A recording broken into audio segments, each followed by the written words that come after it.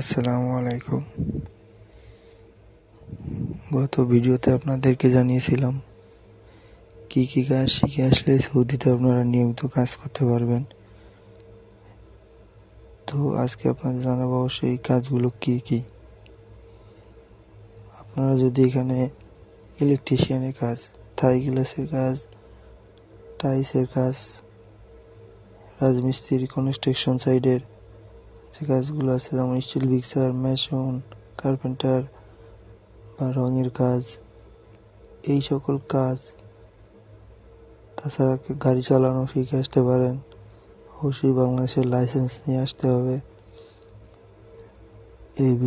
এই কাজগুলো যদি আপনারা ভালোভাবে শিখে আসতে পারেন তাহলে সৌদিতে এসে নিয়মিতই কাজ করতে পারবেন। আর এই কাজগুলোতে মোটামুটি বেতনটাও ভালো। তো সবাইকে অনুরোধ করব অবশ্যই আপনারা যে কোনো কাজ শিখে তারপরে সৌদিতে আসবেন। ধন্যবাদ সবাইকে। আসসালামু আলাইকুম।